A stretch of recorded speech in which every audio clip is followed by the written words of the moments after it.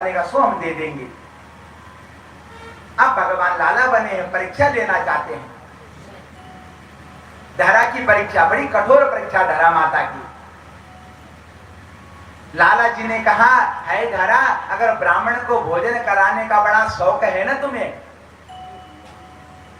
बड़ा शौक है ना तुम्हें, तो ये धरा अगर दूध ले जाना चाहती है, चावल ले जाना चाहती है, इसके बदले में तुम क्या दे सकती हो? धरा ने कहा, जो तुम चाहो सो दे सकती हो, मुझे तो ब्राह्मण कुमार को भोजन कराना है। ब्राह्मण का मुख ही भगवान का मुख होता है, इसलिए कृपा करके आप क्या देना चाहती हो? लाला बोला, धरा अगर देना चाहती हो, चावल के बदले में उधारा ले जाना चाहती है, तो अपने अस्तर काट के दे दे। क्या कहता है? हाँ हाँ देवी, हम सच्ची तो कह रहे हैं,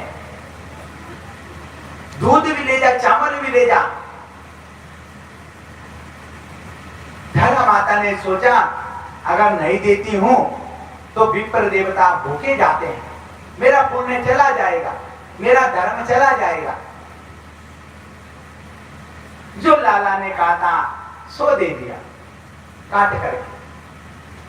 दूध को लेके, चावल लेके अपने घर पहुंची, खीर बनाया और ब्राह्मण कुमार के आगे परोस दिया।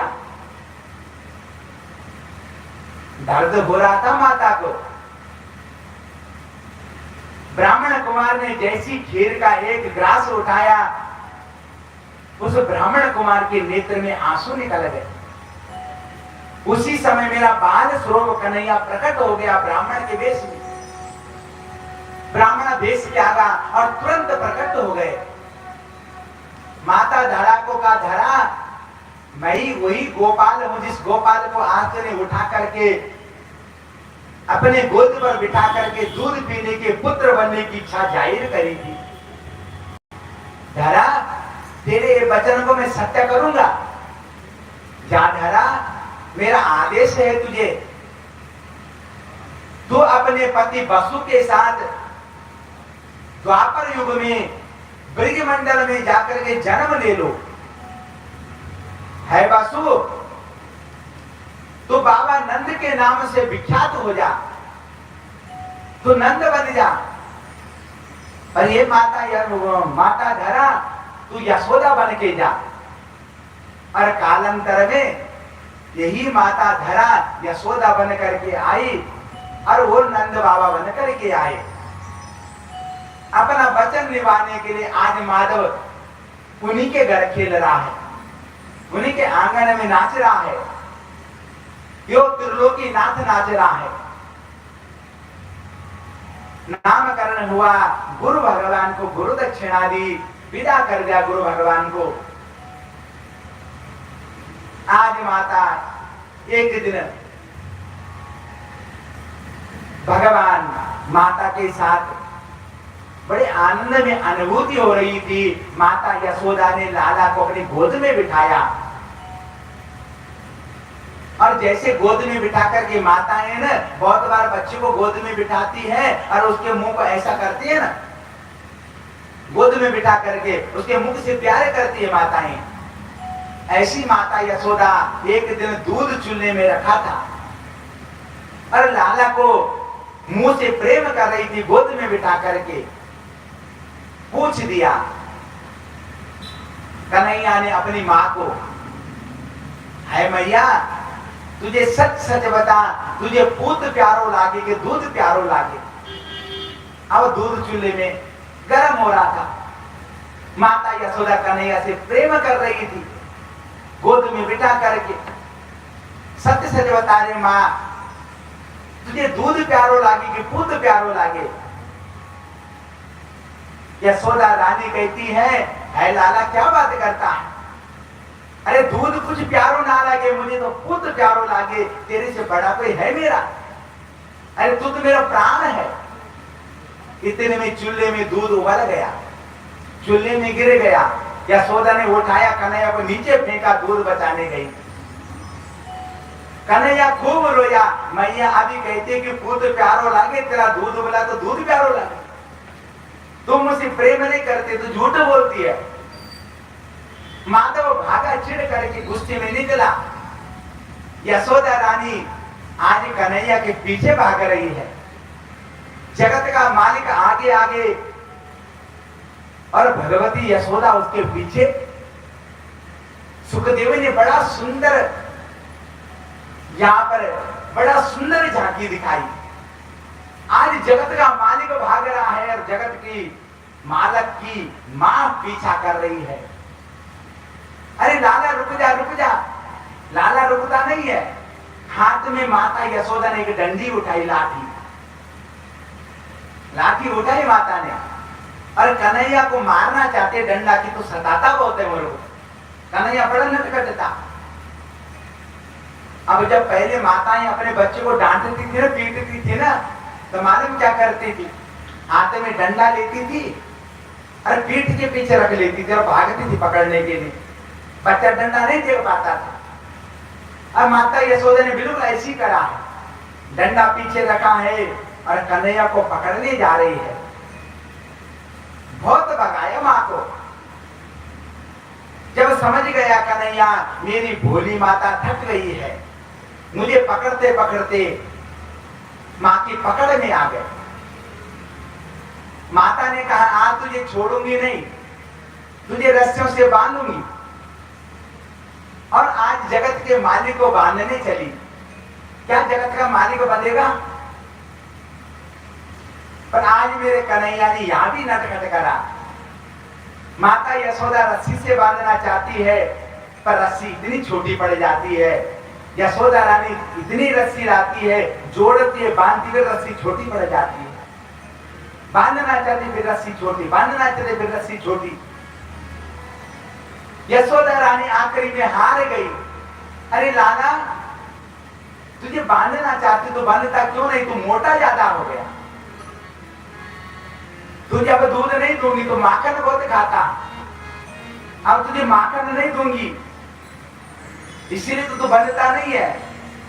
जगत के मालिक ने सोचा मेरी मैया कितनी बोली है, आज अपनी मैया से बंध जाता हूं ना। आज अपनी माता के हाथ बंध गए जगत का मालिक। आज जगत का मालिक अगर कोई बांध सकता है तो प्रेम बांध दिया। आज भगवान बंध गए।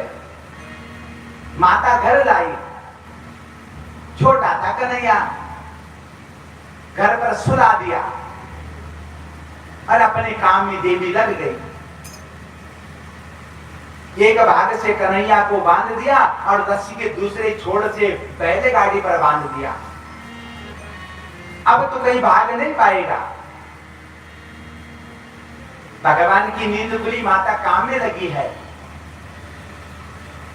कन्हैया ने पुकारा, अरे मैया मुझे रस्सी से खोल दे।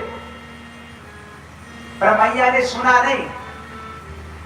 आज मेरा कन्हैया हाथ पैरों के बल उस बैलगाड़ी को खींचते खींचते द्वार पर आए। नंद के भवन में महाराज 2 वृक्ष लगे थे, यमला अर्जुन के।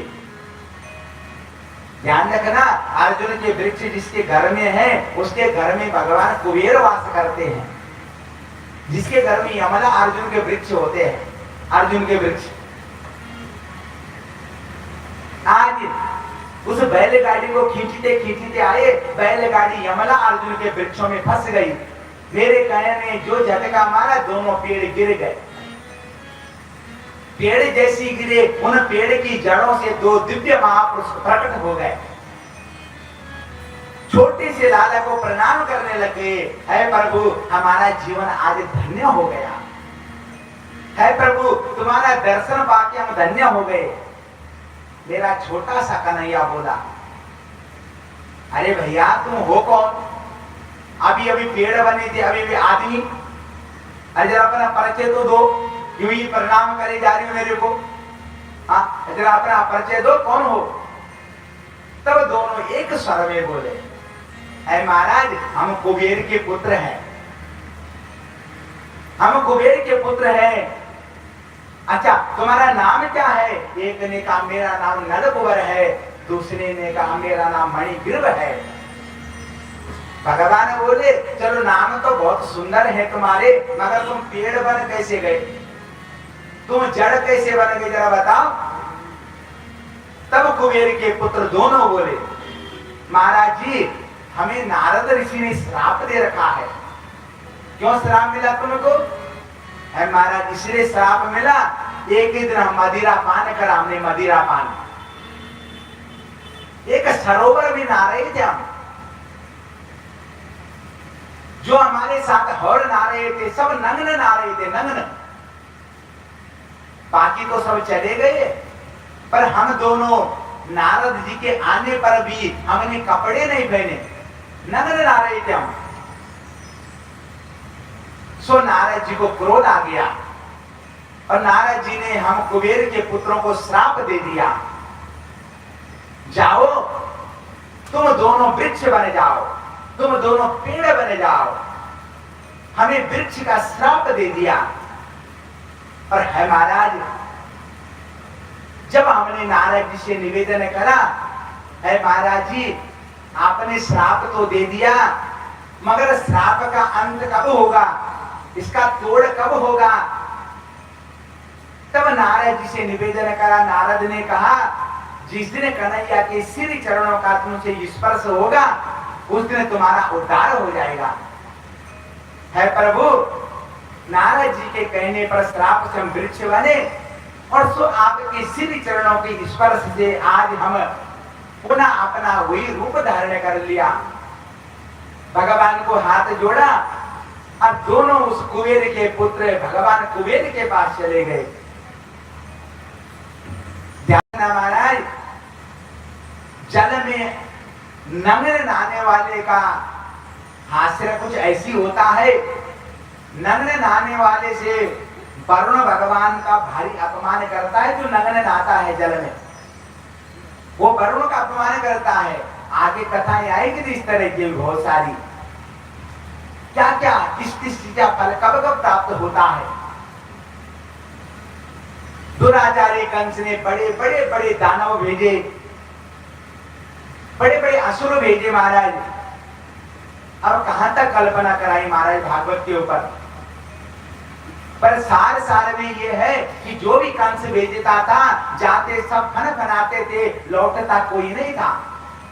कंस के पास सिर्फ एक ही खबर आती थी, उसका उद्धार हो गया। बस कंस की नींद खराब होती जाती। मेरा कन्हैया 4 वर्ष का हो लिया, मेरा माधव 4 वर्ष का हो लिया। 4 वर्ष का कन्हैया कंस किसी न किसी को भेजता रहता है। एक दिन उपानंद जी आए, नंद बाबा के छोटे भाई हैं उपानंद जी, और नंद बाबा को बोले, ए बड़े भाई हमें तो लगता है हमारा लाला यहाँ कुछ ठीक नहीं रहेगा। हमें तो लगता है कि मानव कंस ने नजर ही गाड़ रखी है। हमें तो लगता है कि जब तक हम यहाँ रहेंगे तब तक किसी न किसी पापी को ये भेजता रहेगा। भैया कुछ नई योजना बनाओ, हमें कहीं और जाना चाहिए। नंद बाबा बोला, उपानंद जरा बताओ अपने लाला के लिए सुरक्षित स्थान कौन सा है। उपानंद जी बोले, भैया हमें तो अपने लाला के लिए एक ही स्थान बड़ा अच्छा लगता है। बताओ कहाँ? बोला नव कानन, जहाँ 9 प्रकार के वन हो, जहाँ निधि वन हो, जहाँ वृंदावन हो, जहाँ ताल वन हो, जहाँ भंडारी वन हो आदि 9 प्रकार के वन है वृंदावन में। भैया उस वृंदावन में अपना लाला सुरक्षित रहेगा। नव कानन है, वहाँ माता तुलसी सदैव विराजमान रहती है। 84 कोस में तुलसी का वन है वहां पर। 84 कोस को 3 से गुणा करना इतना किलोमीटर है, इतना बड़ा है वृंदावन। बोला उस वृंदावन में बड़ा आनंद आएगा भैया। अच्छा कितने लोग वृंदावन गए जरा बताओ, सच्ची सच्ची हाथ खड़ा करके बताना। हाँ बहुत सारे लोग गए हैं, अरे कुछ नहीं गए हैं तो चले वृंदावन। हाँ अच्छा देखो यहां से तो इसी समय तुम भाग नहीं सकते। हाँ यहाँ से तो मानसी गंगा को लेके जाना पड़ेगा। मानसी गंगा समझते हो ना, मन से जाना पड़ेगा। हाँ, अच्छा वृंदावन जाने बैठ के जाओगे, बैठ के तो कार में जाया जाता, बैठ के जा सकते हैं? नहीं बैठ के जा सकते हैं ना, तो कैसा चलना है? एक मन से चलना है और एक तो चलते तो पैरों से ही है, चलना पैरों से ही पड़ता है।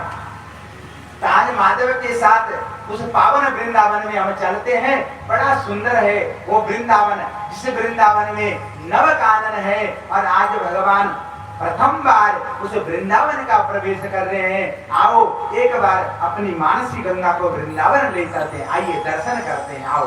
मैं तो वृंदावन को जाऊंगी, मैं तो वृंदावन को जाऊंगी, अपनी लाला के दर्शन पाऊंगी, लाला के दर्शन पाऊंगी, बाकी बिहारी के दर्शन पाऊंगी, बिहारी के दर्शन पाऊंगी। वो मैं तो वृंदावन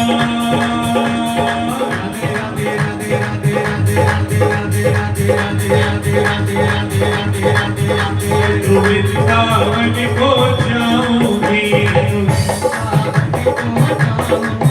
मैं तो वृंदावन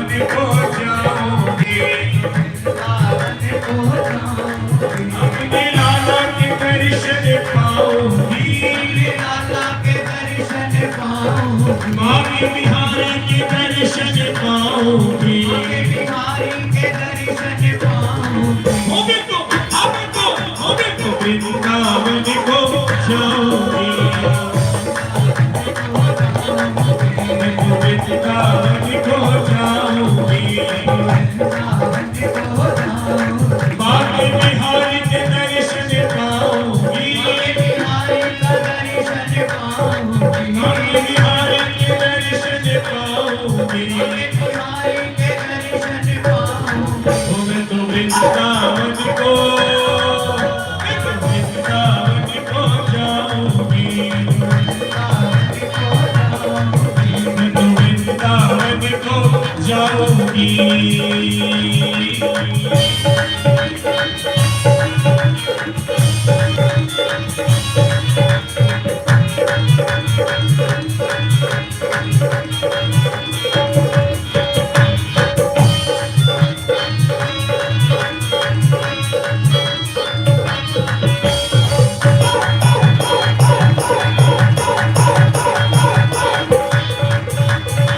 वृंदावन में यमुना किनारा, वृंदावन में यमुना किनारा, वृंदावन में यमुना किनारा, वृंदावन में यमुना किनारा, वृंदावन में यमुना किनारा, वृंदावन में यमुना किनारा। जाके यमुना में गोते लगाऊंगी, जाके यमुना में गोते लगाऊंगी, जाके यमुना में गोता लगाऊंगी, जाके यमुना में गोता लगाऊंगी। मैं तो वृंदावन को जाऊंगी, मैं तो वृंदावन को जाऊंगी, मैं तो वृंदावन को जाऊंगी, वृंदावन को जाऊंगी। बाकी बिहारी के दर्शन पाऊंगी, बिहारी का दर्शन पाऊंगी, अपनी लाला के दर्शन पाऊंगी, लाला का दर्शन पाऊंगी। वृंदावन को जाऊंगी,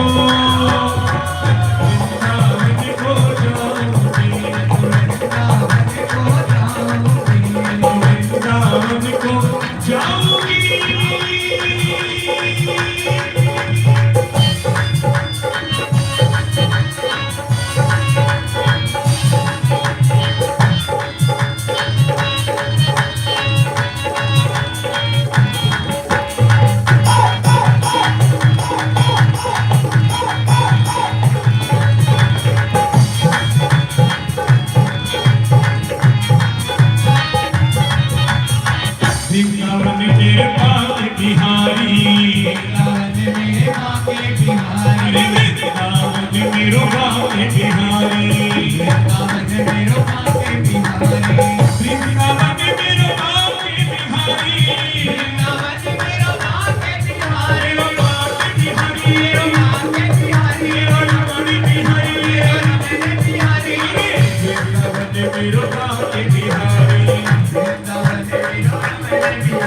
उनके नैनों से नैना लड़ाऊंगी, उनके नैनों से नैना लड़ाऊंगी।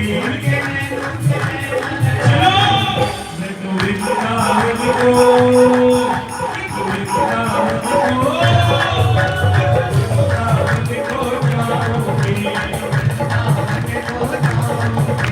वृंदावन को जाऊंगी, वृंदावन को जाऊंगी। श्याम श्याम को झूला झूलाऊंगी, श्याम श्याम को झूला झूलाऊंगी। मैं तो वृंदावन को, वृंदावन को जाऊंगी, मैं तो वृंदावन को जाऊंगी।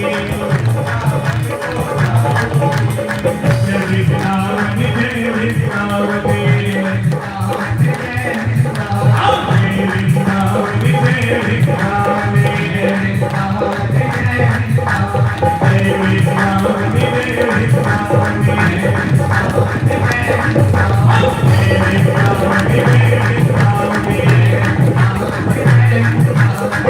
वृंदावन, जय वृंदावन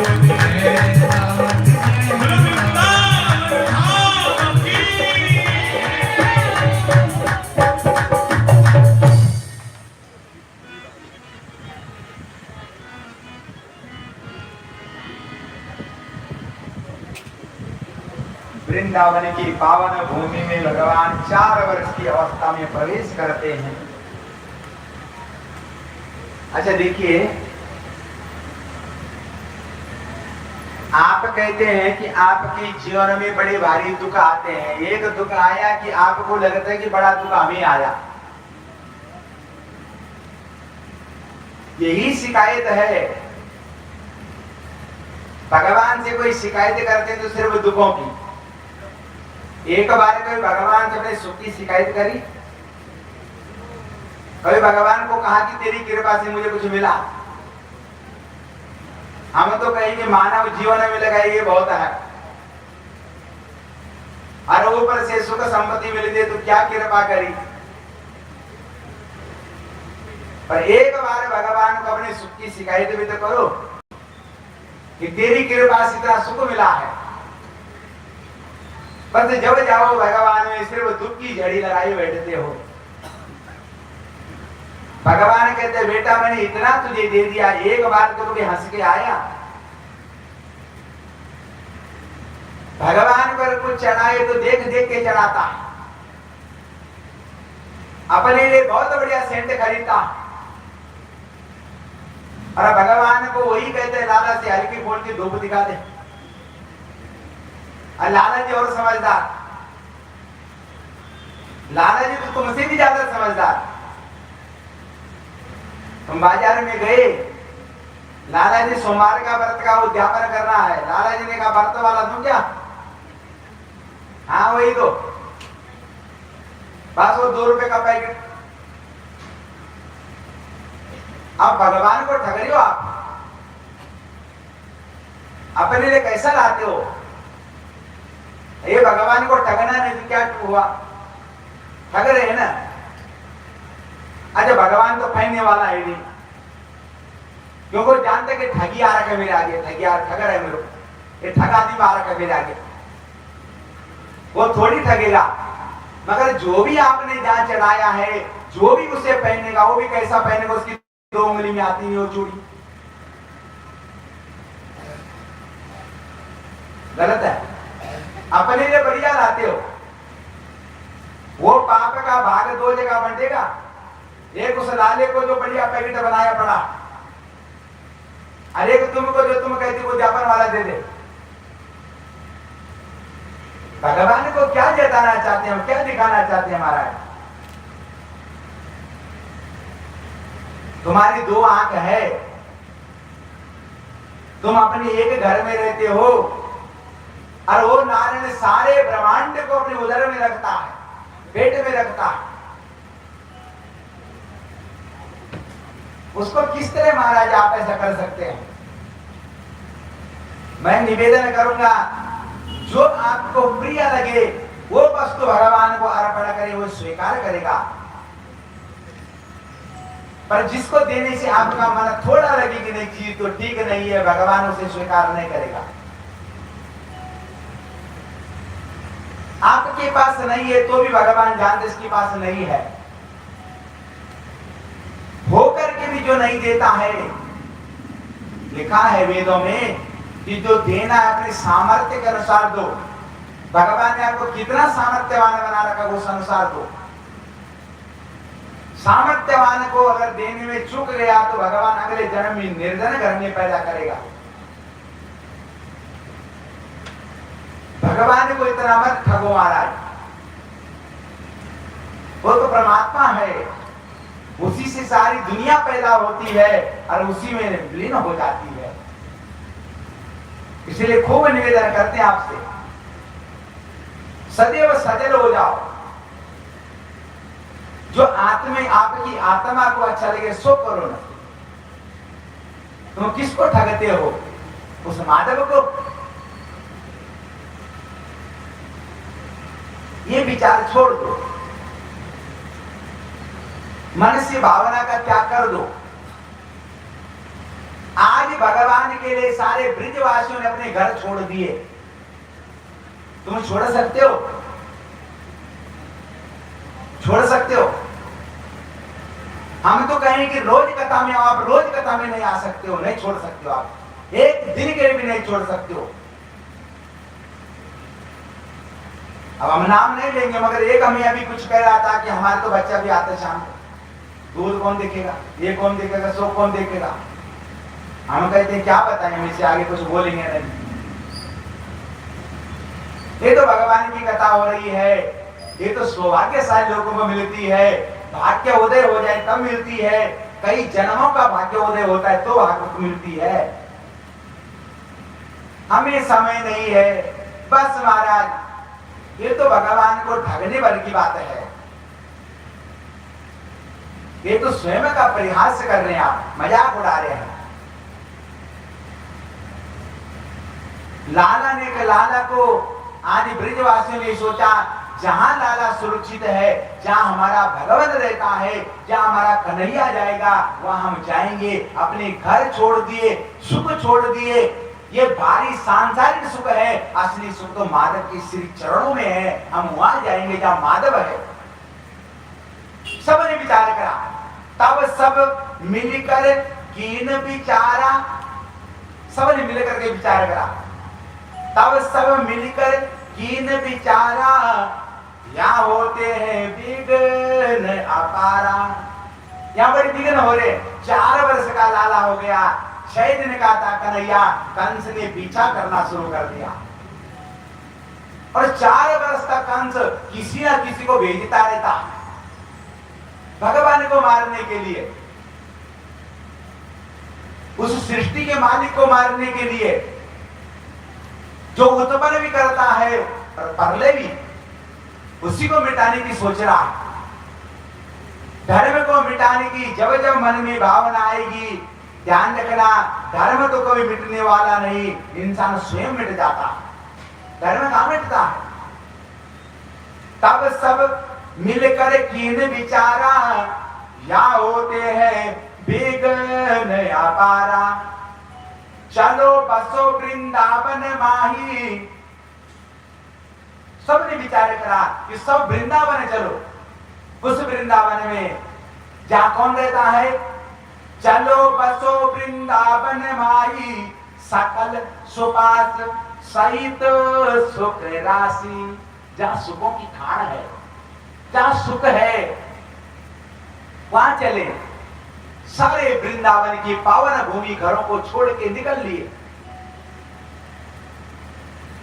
अपना घर छोड़ दिया। वृंदावन में प्राय उस समय कुछ हुआ नहीं करते थे, इसीलिए बैलगाड़ियों के नीचे बैठ बैठ करके उन ब्रिजवासियों ने दिन काटे। माधव को दुख न हो, माधव के साथ रहे। धीरे धीरे महाराज, जहां भगवान है वहां क्या नहीं हो सकता?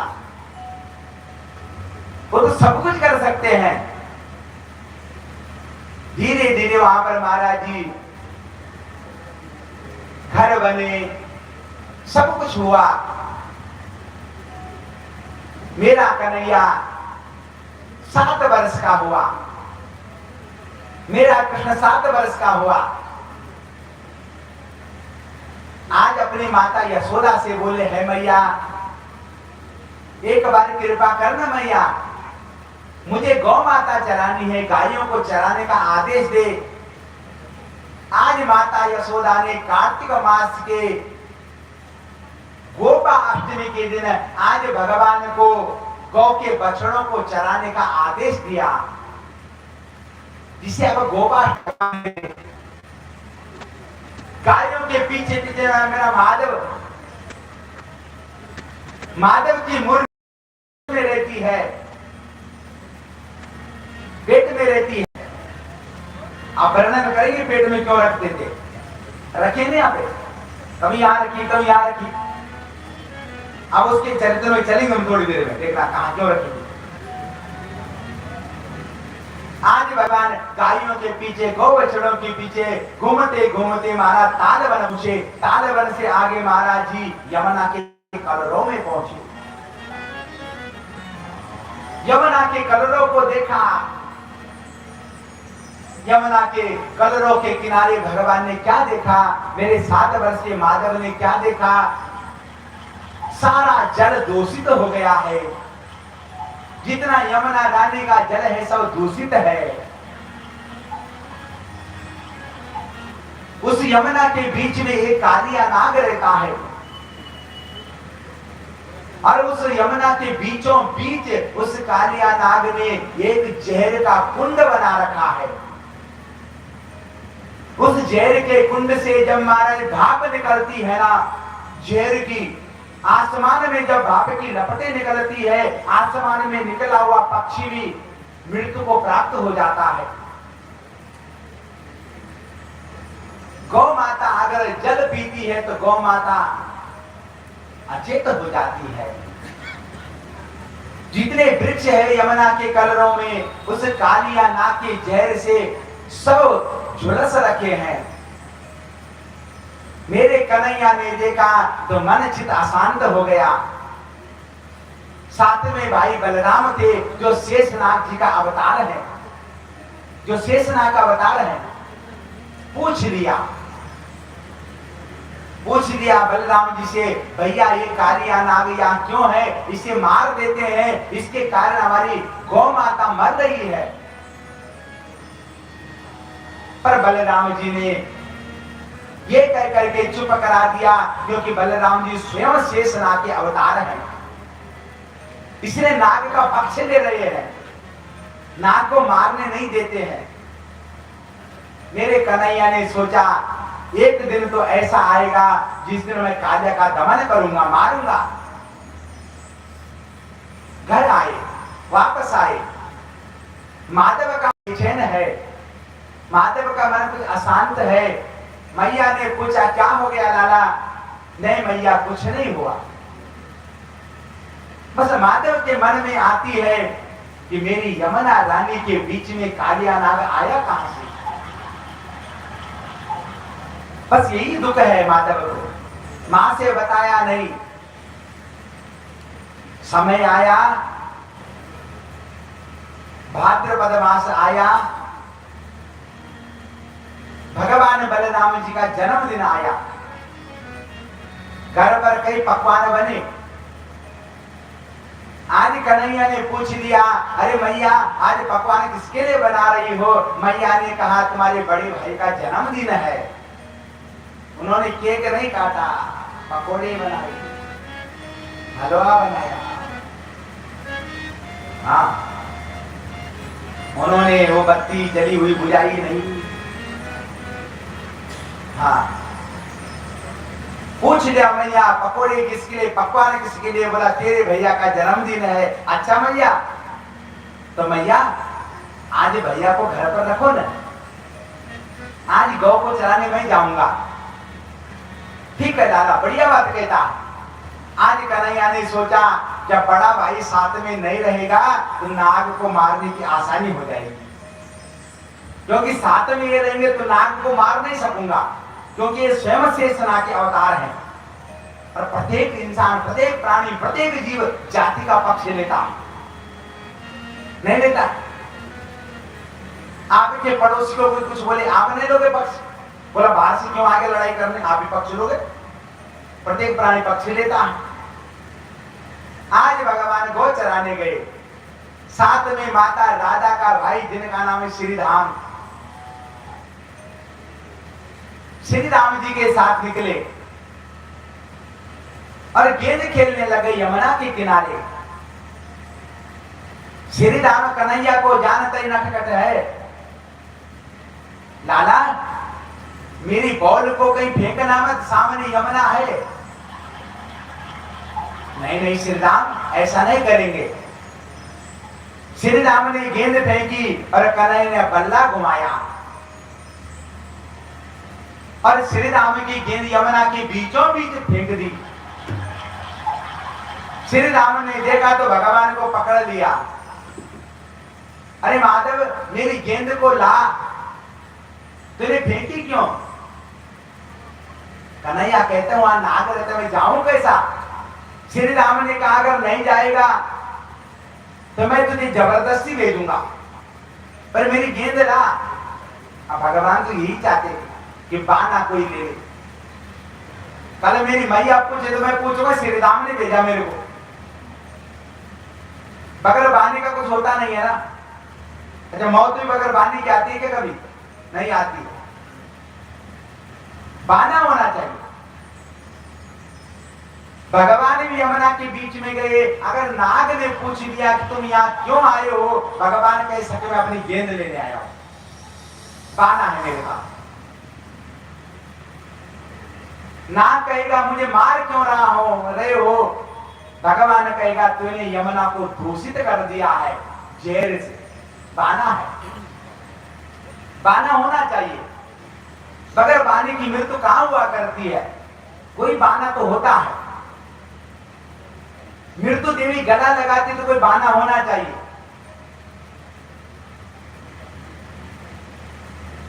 बड़ा दिव्य चरित्र है भगवान का। आप कहते हैं हमारी जीवन में कष्ट आया, माधव की जीवन में देखा? अरे पैदा भी नहीं हुए थे, मामा कंठ टकटकी लगाया हुआ था। पैदा हुए तो जेल में, कारागार में, और पैदा होते ही यमुना जी उमार भर रही थी। यमुना जी उमड़ उमड़ करके भगवान को मुंह देखना चाहती। पिता का गला गला पानी आ गया। भगवान ने पैर बाहर निकाला, यमुना को कहा मेरे पैर का दर्शन कर ले, इस समय मेरे बाबूजी डूब जाएंगे तो ज्यादा उफान भरेगी मेरे मुंह के देखने के चक्कर में। यमुना जी का पैर, भगवान ने यमुना जी पर पैर लगाया तो यमुना शांत हो गई। शायद ने कहा था तो देखो हमारे पूतना आ गई, बकासुर आ गया, वृतासुर आ गया, बड़े बड़े दानव आ गए। और 4 वर्ष में भगवान ने अपना घर भी छोड़ दिया। अब देखिए महाराज कालिया नाग के साथ चरित्र देखो भगवान का। भगवान की जीवन में कौन सा सुख था? भगवान यही बताना चाहते हैं, अरे मानव सुख नहीं है धराधाम पर, सुख के पीछे तो व्यर्थ भागा जा रहा है।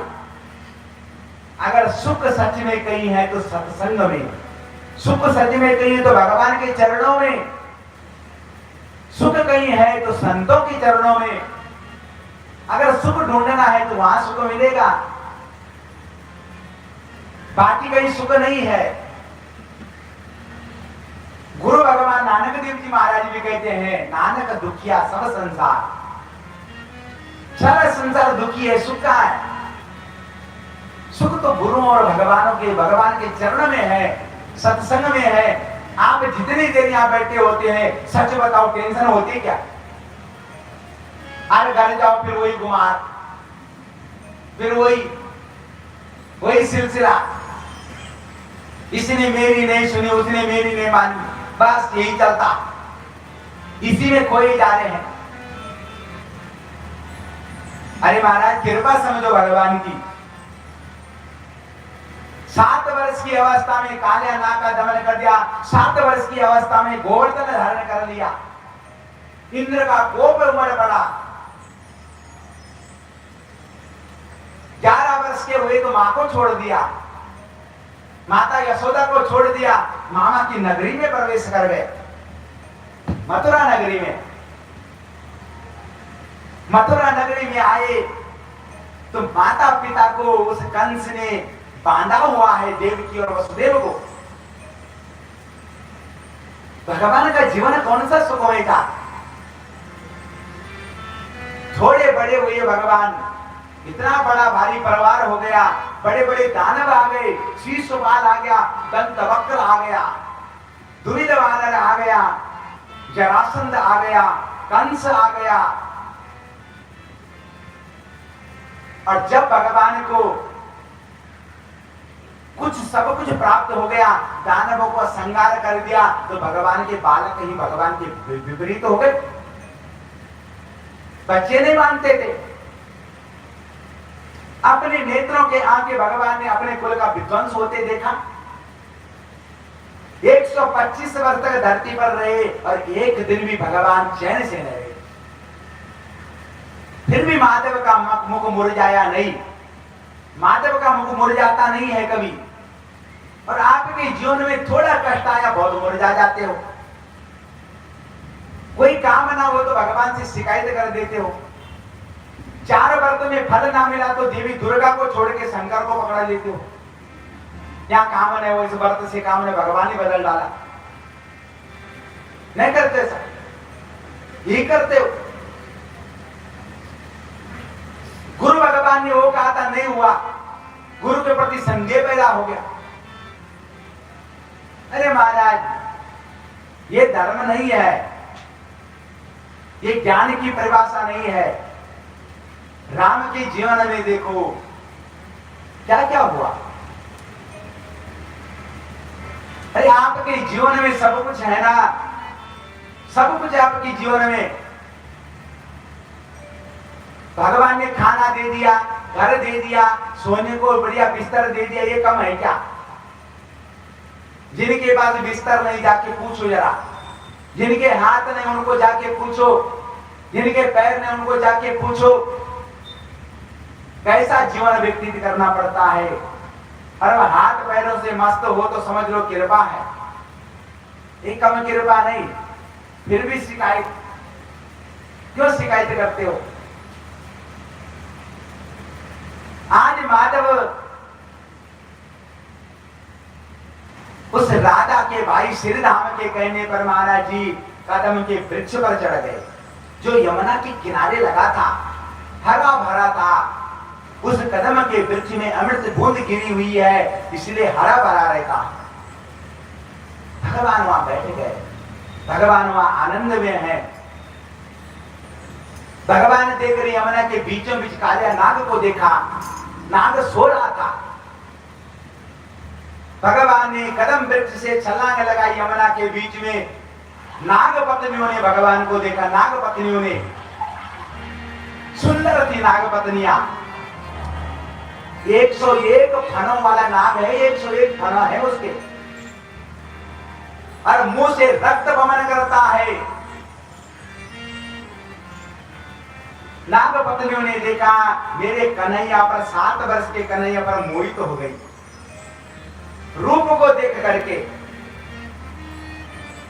और मन ही मन नाग पत्नियां कहती हैं, मन ही मन कहती नाग पत्नियां। अरे हमने सुना है कंस के बड़े बड़े दैत्य, बड़े बड़े दानव, बड़े बड़े असुर इस कन्हैया ने मारा है, मगर हमें विश्वास नहीं है इतनी सांवली सलोनी सूरत का भला किसी को मार सकता। नाग पत्नियां कह रही है हमारा माधव किसी को मार नहीं सकता। नाग पत्नियां कन्हैया के आगे खड़ी हो गई। आज भगवान जल के अंदर है, आप कहीं डूबे क्यों नहीं? है नहीं प्रश्न ऐसा? अरे भाई जल के अंदर कोई देर रह सकता क्या? डूब जाएगा, मर जाएगा? हाँ?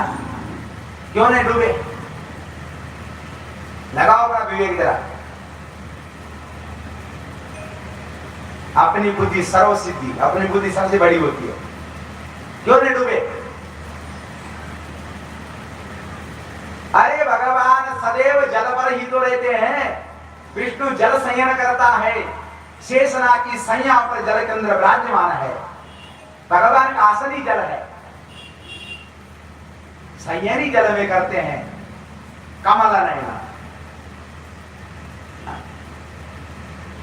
भगवान जल में सोते हैं। आज भगवान नाग पत्नियों ने कहा, है कन्हैया एक बात हमारी मान लो, तुम्हारा रूप कितना सुंदर है प्रभु, तुम जो भी हो, हमने तुम्हारे बारे में बहुत कुछ सुना है, कृपा करके तुम बाहर चले जाओ। क्यों जाऊं बाहर? हमारा पति सो रहा है, नाग है हमारा पति, ये लोगों को डसता है, मारता है, जहर देता है। कृपा करके महाराज तुम बाहर चले जाओ, स्वामी की नींद कहीं खुल गई, तुम्हारी सावनी सलोनी सूरत पर हमें तरस आ रहा है, हमारा स्वामी को तरस नहीं आएगा। एक पिता के विपुल कुमारा, वही पृथक गुणशील आचारा।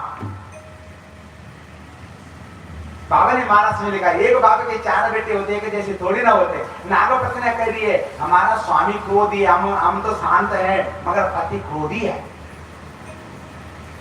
एक घर में रहने पर भी हम सबका स्वभाव विपरीत है। पति हमारा क्रोधी है, हम शांत है, स्वभाव अलग अलग है। बाहर चले जाओ। कन्हैया कहते क्यों बाहर जाओ? तुम्हारा पति उठे, हम यही चाहते हैं। कन्हैया जोर से चिल्लाया, 101 फन वाली नाग की नींद खुली। मेरे कन्हैया को एक बार देखा, कन्हैया के देख करके नाग को एक बार मोहित हो गया, एक बार नाग भी मोहित हो गया भगवान के रूप को देख करके। अच्छा, कौन इनके रूप को देख के मोहित ना हो? इनका रूप ही ऐसा है, मोहित हो गया। मगर नाग तुरंत सजल हो गया, मैं नाग हूं, मेरा जो कर्म है मुझे उस कर्म से बाहर नहीं जाना चाहिए। जैसा आपका कर्म है धर्म की ध्वजा को बांधे रखना, पकड़े रखना, ये आपका धर्म है। आपका धर्म बनता है कि धर्म की ध्वजा गिरे ना। ऐसी नाग ने सोचा मेरा काम है जहर देना, मेरा काम है डसना। अब जिसके पास जो होगा वही देगा। अरे तुम्हारे पास महाराज मीठे बोलोगे तो मीठे बोल दोगे, तुम्हारे पास गाली होगी तो गाली दोगे। जिसके पास जो होता है वही देता है। ध्यान रखना, आपको कोई 4 गाली दे देगा तो नाराज मत होना, ये समझ लेना भगवान ने इसको गाली का भंडार दे रखा है। नाराज मत होना। जो गाली दे दे, जो ईर्ष्या कर दे, नफरत कर दे आपसे, जवाब मत देना, ये समझ लेना पक्का पक्का। मैं विश्वास के साथ दिला बता रहा हूं आपको, ये पक्का समझ लेना कि भगवान ने एक ईर्ष्यालु यहाँ भेजा हुआ है। अब इसके पास ईर्ष्या है और क्या देगा? ईर्ष्या देगा लोगों को। जिसके पास जो होता है वही देता है। मूली खाई होगी तो मूली की डकार आएगी, जो खाया होगा वही तो बाहर निकलेगा। जिसके अंदर राम नाम होगा राम नाम बोलेगा, जिसके अंदर जो कुछ होगा वही बोलेगा। इसीलिए जवाब मत देना। तो ऐसा क्यों कह रहा? मत दो जवाब, बस ये समझ लो कि भगवान ने इसको गिफ्ट दे रखा है, यही चीज बस। इसीलिए ये सोच लेना कि चलता फिरता यही पाप का रूप है, स्वरूप है। मत बोलो उसको कुछ, बोलने से आपकी जीवा भी बिगड़ जाएगी। इसीलिए बोलो मत, जो जिसका भाव है। नाग ने कहा मेरा स्वभाव जहर देना, मैं जहर दूंगा। नाग फन बना के खड़ा हो गया महाराज, फन बना के नाग खड़ा हुआ। भगवान ने कहा नाग क्या हो गया? बोला यूं आई क्यों? भगवान ने कहा तूने सारी यमुना दूषित कर दिया है अपनी जहर से, तू यहाँ आया क्यों? बाहर क्यों नहीं जाता? नाग ने कहा अच्छा, जैसे कंस के सैनिकों पर तुम हुक्म चलाते हो, तुम सोचते हो मुझ पर भी हुक्म चला लोगे। मैं नाग हूं, मैं कंस का कोई सैनिक नहीं जिसको तुमने मार दिया हो। मुझे मारना असंभव असंभव है। महाराज भगवान ने कहा अच्छा। उसी समय नाग ने महाराज भगवान को नाग फांस में बांध दिया, अपने शरीर पर बांध दिया। भगवान नाग फांस में बंध गए। पर जिसके स्वयं नाग हो वो भले कैसे बंध जाएगा? जो नाग की सैया पर सोता हो उसे कौन नाग बांध सकता है? जिसका आसन ही नाग हो, है नहीं विष्णु का आसन नाग, नाग भला कैसा बांध सकता है? जिनके गले में महाराज शंकर के सर्प रहता हो उन्हें कौन वश में कर सकता? कोई नहीं। भगवान ने शरीर को बढ़ाया और जैसे ही भगवान ने शरीर को बढ़ाया नाक की हड्डियां चरमरा गई, नाक की हड्डी पूरी चरमराई। भगवान बाहर निकले, नाग के सिर पर खड़े हो गए। 101 फन थे नाग के। भगवान ने खूब ठुमके लगाए, खूब नाचा भगवान ब्रह्मांड के ऊपर। नाग पत्नियों ने देखा उस नाग के मुख से खून निकल रहा था। खून 101 फनों से खून ही निकल रहा था। जहां से जहर निकल रहा था वहां से खून निकल रहा है। पत्नियों ने देखा, नाग की पत्नियों ने देखा, नाग पत्नियों ने देखा इस कन्हैया ने 4 ठुमके और मार दिए हमारे पति के सिर पर, तो पति की गारंटी खत्म, पति तो मरा समझ लो। पत्नियां बड़ी चतुर थी, पत्नियों को होना चाहिए चतुर। पति विपदा में पड़ा हो तो चतुराई दिखानी ही चाहिए। पर चतुराई भी कैसी हो? जिसमें पति की प्राण रक्षा हो। चतुराई ऐसी हो जिसमें अपना स्वाभिमान भी न जाए, अपना मान भी बचा रहे और पति भी बच जाए, ऐसा होना चाहिए। नाग पत्नियां बड़ी चतुर है। नाग पत्नियां खड़ी हो गई, नाग पत्नी ने हाथ जोड़ दिए। माधव के आगे माधव नाच रहा था, कन्हैया नाच रहा था। वहां पर वो क्या नाच रहे हो? कन्हैया ने देखा और कहा अरे नाग पत्नियों, तुम्हारे पति का मैं सिर फोड़ रहा हूं, नाच नाच के खून भी निकाल दिया मुंह से मैंने, और तुम कह रहे हो कि क्या प्रभु क्या नाच रहे हो? नाग पत्नियों ने कहा वाह प्रभु, तुम्हारे नाचने में भी कृपा छुपी है। हे प्रभु 4 ठुमके और मारो। अच्छा, भगवान बोले पहली पत्नियां देख रहा हूं मैं ऐसी, पति के प्राण जा रहे और पत्नी हंस रही हो। अरे प्रभु तुम्हारे नाचने में भी कृपा है, तुम्हारे बोलने में भी कृपा है, मेरे पति के मुख से खून निकल रहा है उसमें भी कृपा छुपी है तुम्हारी। भगवान बोले वाह देवियों, तुम्हारे पति का सिर मैं फोड़ रहा हूं और तुम मेरी तारीफ कर रही हो, क्या कृपा दिख रही जरा बताओ। नाग पत्नियां बोले प्रभु कृपा गिनाए, मन गिनाओ। तो ये प्रभु कृपा ये है कि बड़े बड़े संत, महात्मा, बैरागी, आत्मा विमलात्मा, साधु सन्यासी कई हजार वर्ष लगा देते हैं, कई जन्म लगा देते हैं, फिर भी महाराज ये भगवान तुम्हारे चरण को सिर पर नहीं रख पाते। हमारे पति ने न कोई धर्म करा न कर्म, पूजा करे न पाठ, 24 घंटा जिसको दिया जेल ही दिया, जिसको दिया जेल दिया, फिर भी प्रभु तुमने हमारे पति के सिर पर चरण रख दिए, ये कृपा कम है क्या? अरे प्रभु तुम्हारी चरण मिलती कहां? और आज तुम्हारे चरण हमारे स्वामी के सिर पर, क्या कृपा है प्रभु? है नहीं कृपा? है ना? आपको मिल सकते भगवान के चरण? कैसे मिलेंगे महाराज? तब तक कोई ना कोई आड़े आ जाते, रिश्तेदार आ गया, भगवान की आदि पूजा जल्दी जल्दी घंटी गुआई हो गया, होगी पूजा। आज फलाने रिश्तेदार के आने, कोई बात नहीं, कल सतरंगी कथा कल करूंगा। आरती थोड़ी रह गई, कल करूंगा, जल्दी जल्दी कर दिया, भगवान को निबेड़ दिया। ऐसी थोड़ी भगवान मिलेंगे।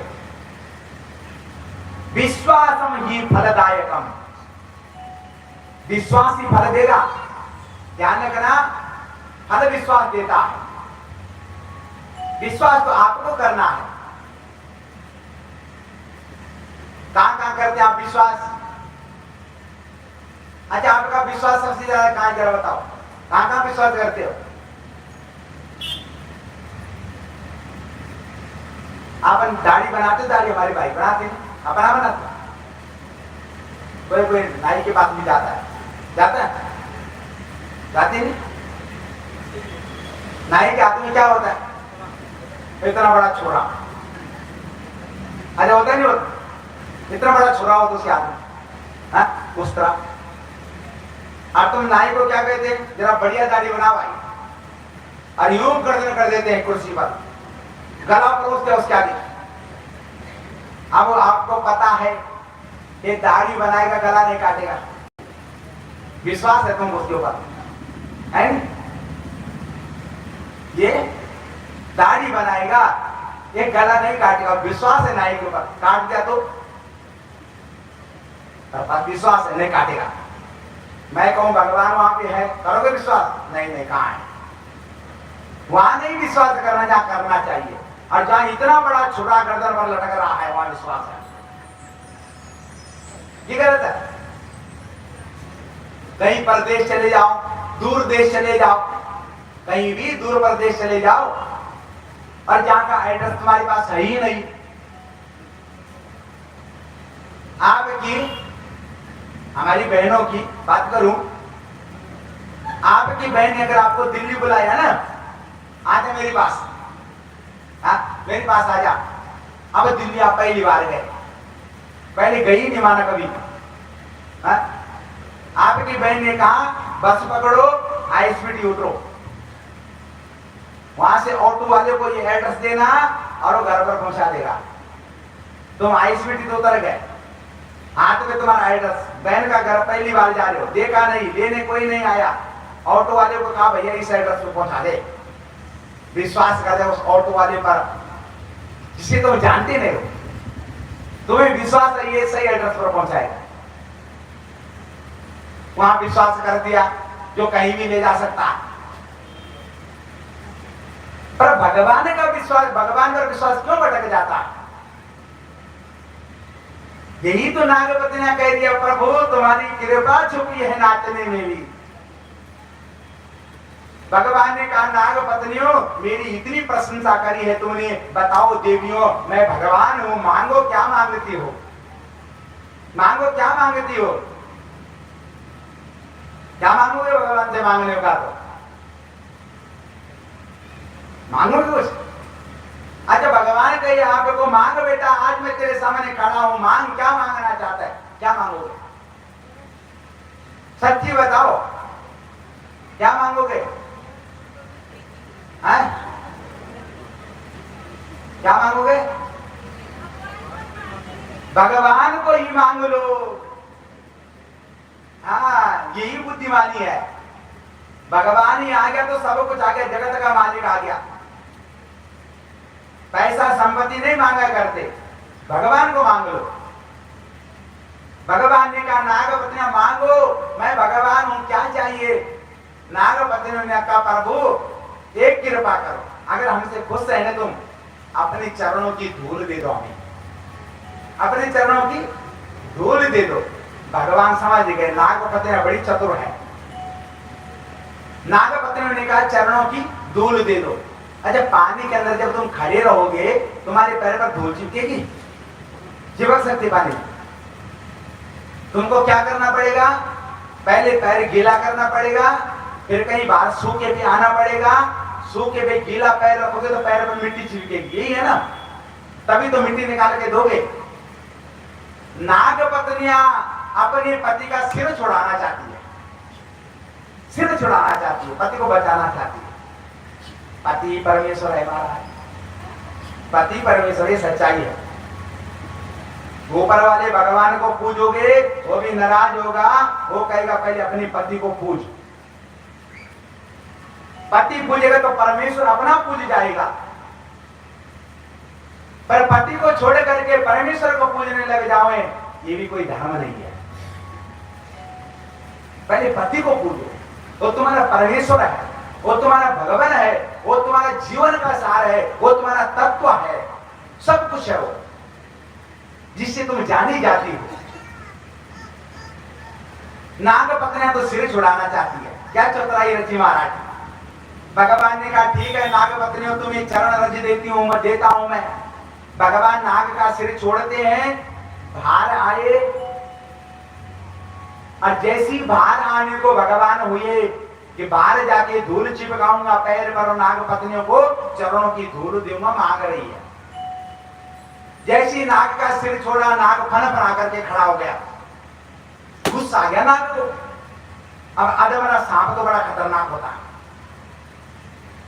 सांप आधा मरा हुआ तो बड़ा खतरनाक, आधा मरा। नाग फन बना के खड़ा हो गया और भगवान पर डंक मारने के लिए लग गया।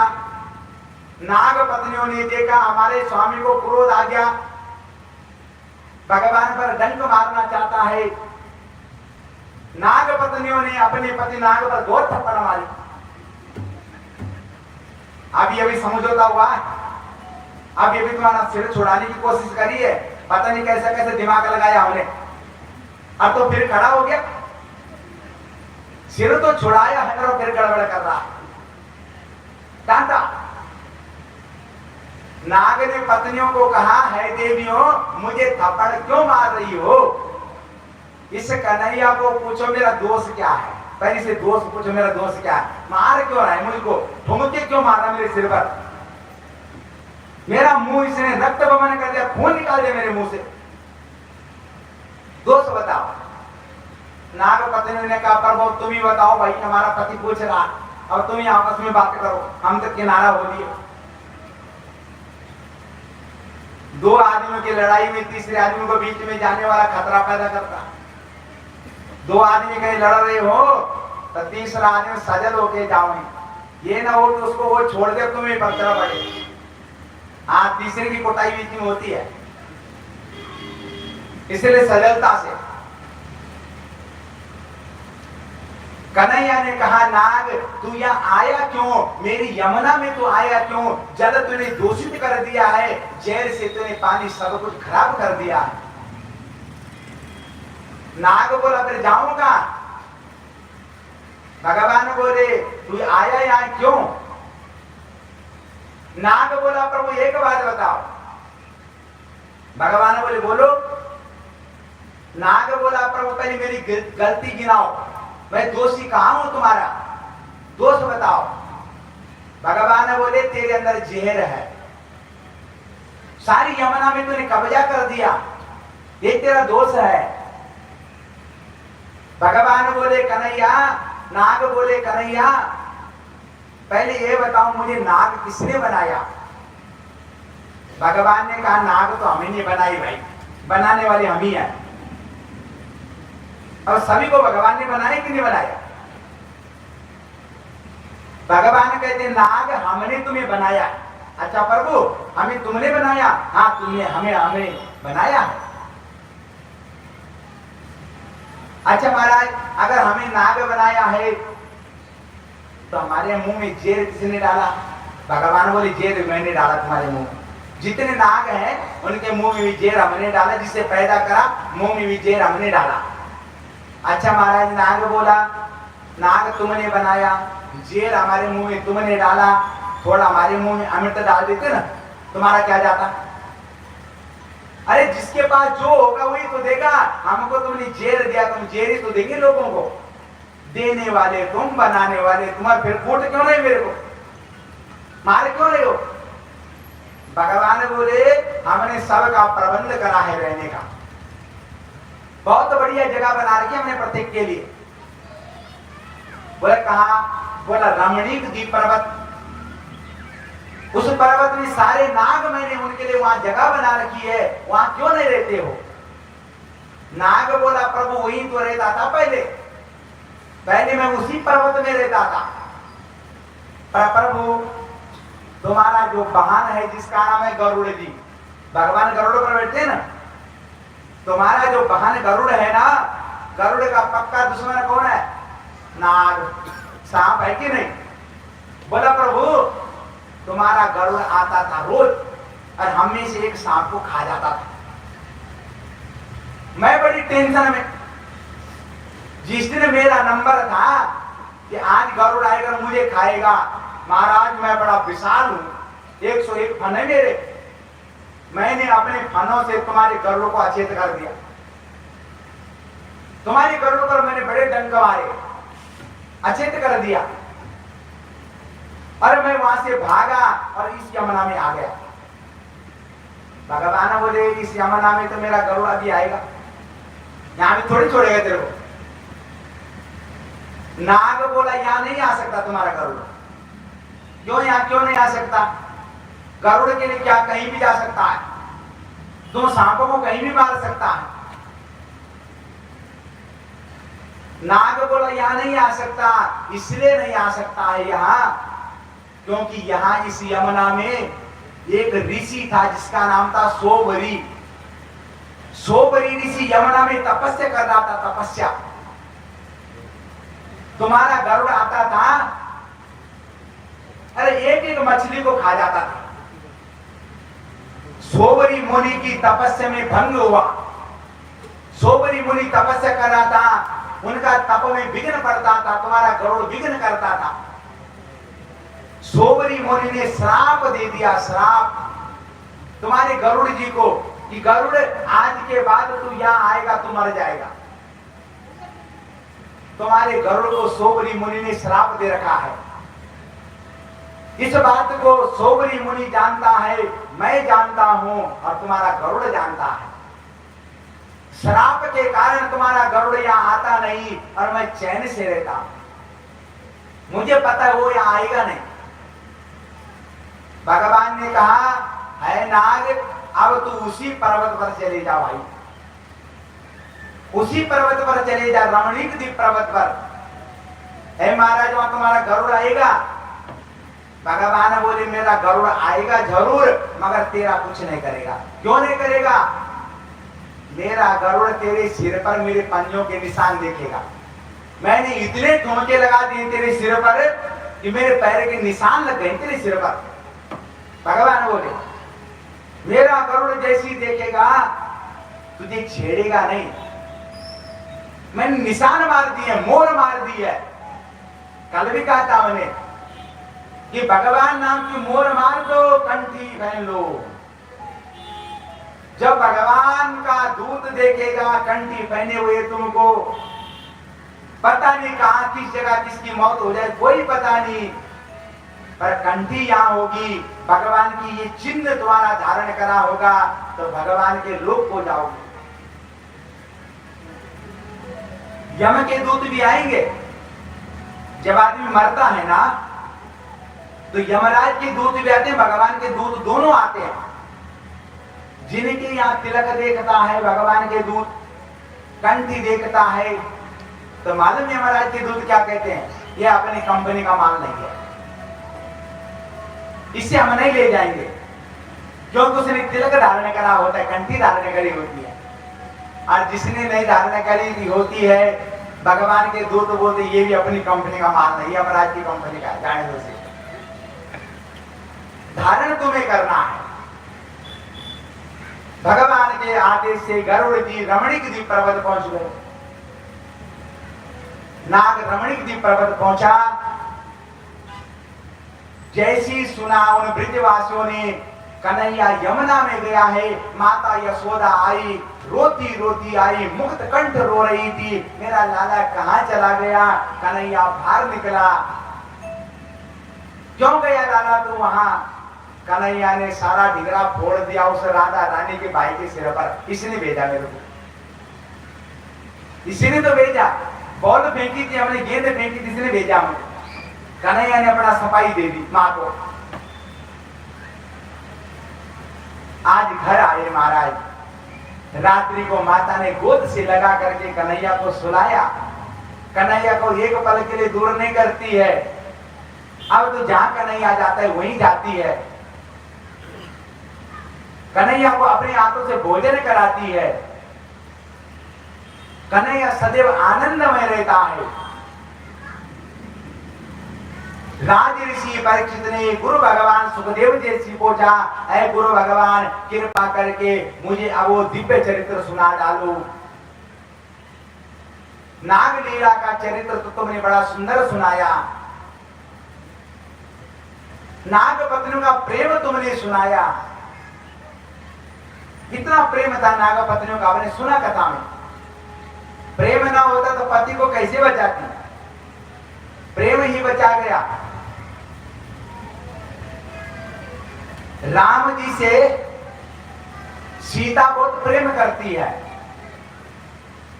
और ऐसा प्रेम है जिसमें कोई कपट नहीं है। भगवान की पूजा में भी कपट ना हो। किसी ने वेद व्यास महाराज जी से पूछा, है व्यास महाराज जी तुमने इतने पुराण लिख डाले हैं, इतने वेद लिख डाले हैं, आखिरी में तुम वेद में लिखना क्या चाहते हो, बताना क्या चाहते हो। जितने पुराण तुमने लिखे हैं, इन पुराणों में आखिर तुम समझाना क्या चाहते हो।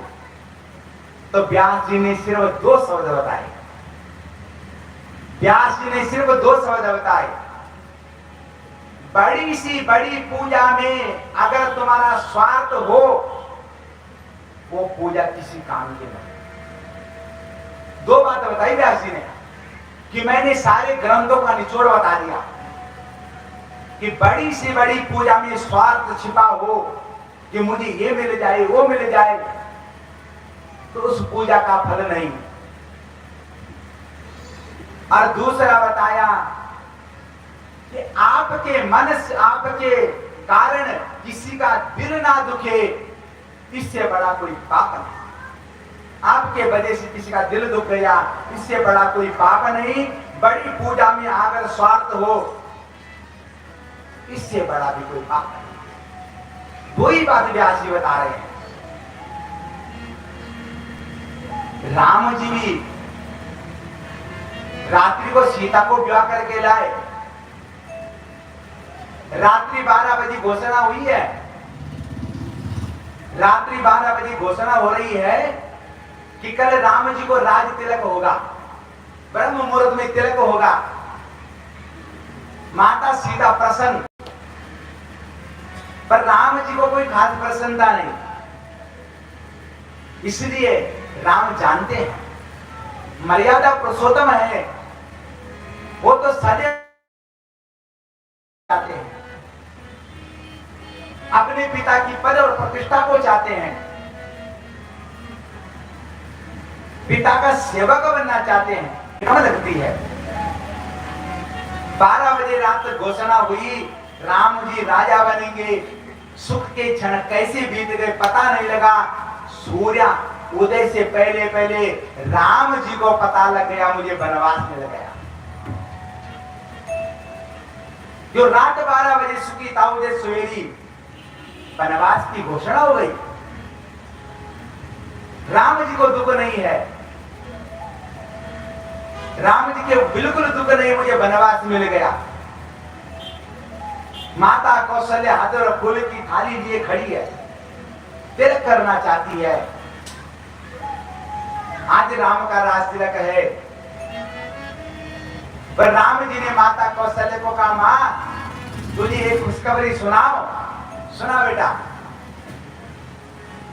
है राम, आज तो अयोध्या का राजा बनेगा, इससे बड़ी खुशी हो क्या सकती है।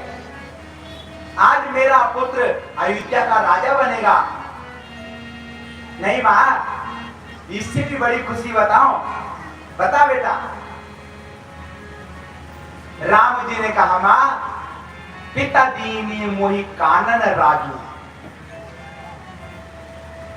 हे मां, अगर मैं अयोध्या की राजगद्दी पर बैठता तो शायद शोभा का पात्र बन जाता, शायद अयोध्या के लोग मुझे जानते, शायद राजा के रूप में पूजा जाता। और कितना बड़ा है मेरे पिता दशरथ का हृदय, कितना पवित्र है मेरा पिता दशरथ। हे मां, जिस पिता ने मुझे कानन वाली जंगल मेरे पिता ने मुझे जंगल का भी राजा बना दिया। अयोध्या का राजा ही नहीं, जंगल का भी मेरे पिता ने मुझे राजा बना दिया। पिता दीनी मोई कानन राजू, जंगलों का राजा बना दिया। सीता माता के साथ राम जी वनवास की अवधि में चल रहे हैं। आज रावण ने मामा मारीच को भेजा सोने का मृग बना करके, सोने का मृग बना करके भेजा मारीची मामा को। रावण कहते मामा मारीची तुझे भेष बदलना आता है, या तो तू सोने का मृग बन करके राम की कुटिया के आगे घूम, अगर नहीं जाएगा मैं तुझे मार दूंगा। मामा मारीची ने सोचा पापी रावण के हाथ मरने से बढ़िया राम के बाण पर चढ़ जाओ तो मुक्ति मिल जाए। इस पापी के हाथ कौन मरेगा? मामा मारीची जानता कि दोनों हाल में मेरी मृत्यु है। रावण की नहीं मानता हूं तो रावण मारेगा, और राम के पास जाऊंगा तो भी मारूंगा। पर क्यों ना मैं ऐसी मृत्यु को गला लगाऊं जहां मेरा उद्धार हो जाए, जहां मेरा पाप कट जाए।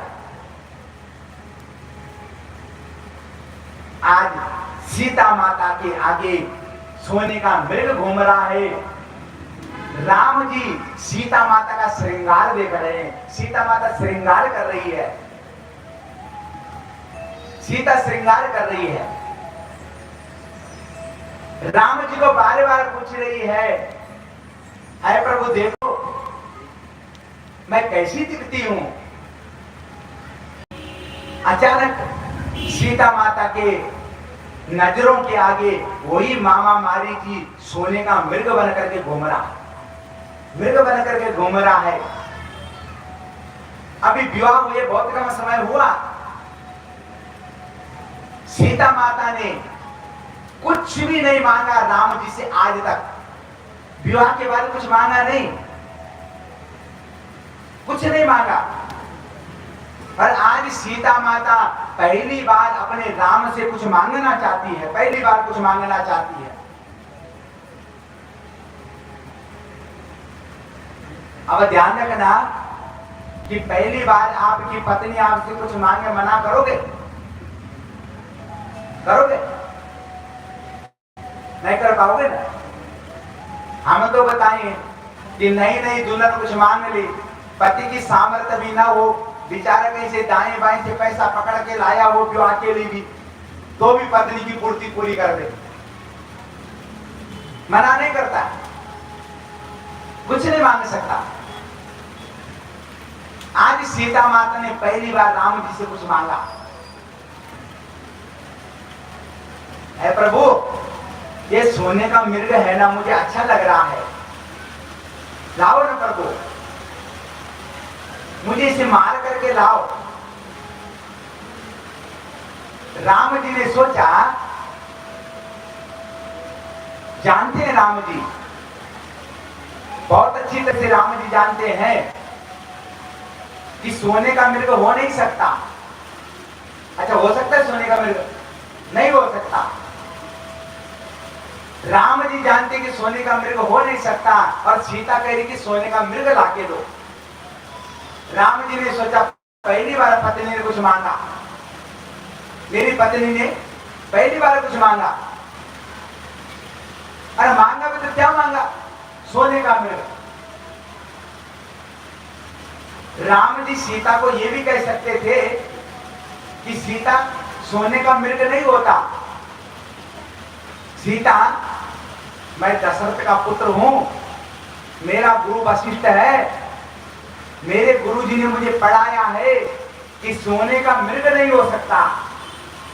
असंभवम हेम मृगस्य जन्मा, असंभव है सोने का मृग होना। असंभवम हेम मृगस्य जन्मा तथापि रामम लुलुभि मृगाया। राम जी जानते सोने का मृग नहीं होता है, फिर भी राम जी ने सोने के मृग का लालच करा।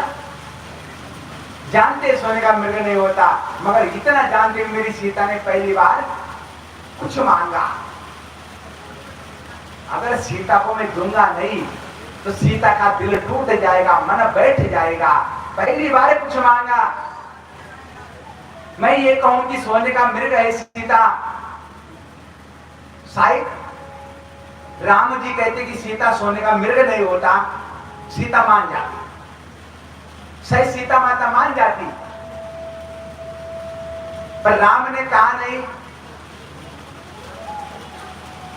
अब जब राम जी ने सीता ने मानी नहीं, सीता मान जाती तो रावण न आता, रावण न आता तो सीता न चुरती, सीता माता की चोरी न होती तो राम और रावण का युद्ध न होता।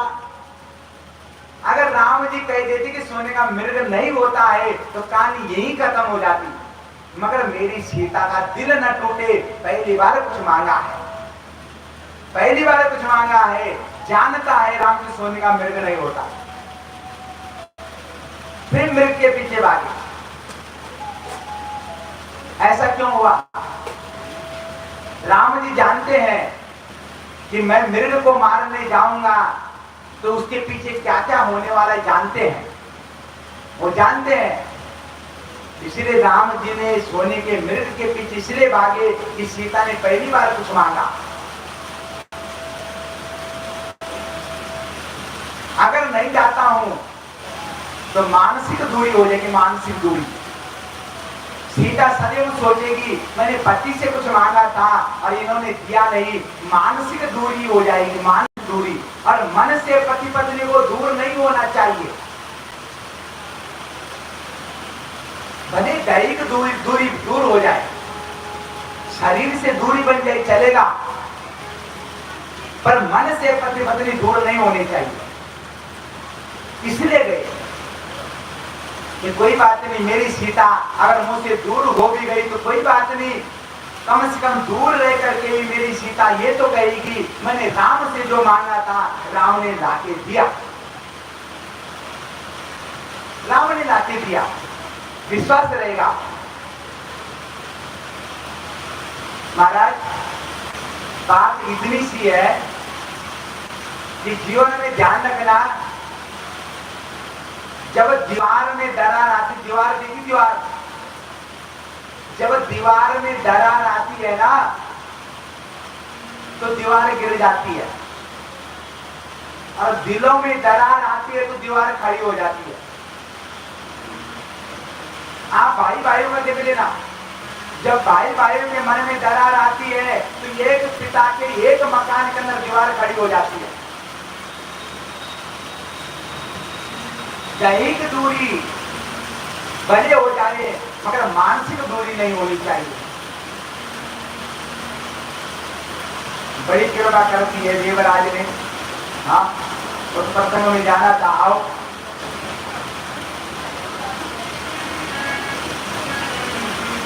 एक बार बिहारी जी के दर्शन कराएं, बड़े भाव से शांति बना के रखें। आइए दर्शन करते हैं।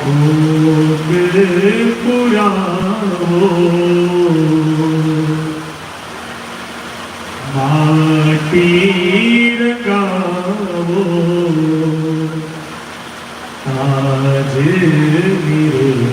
पिया हरे आएंगे।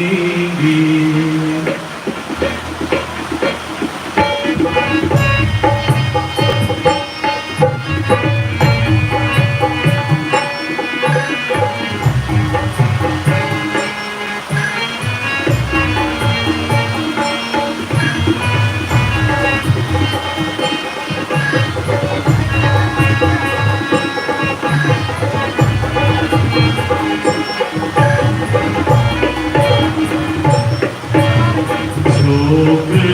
पिया हरे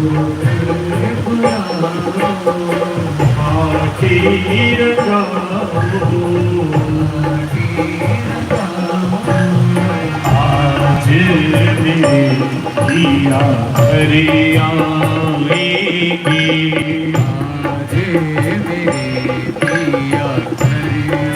आएंगे। सखी मंगल गावोरी, सखी मंगल गावोरी, सखी मंगल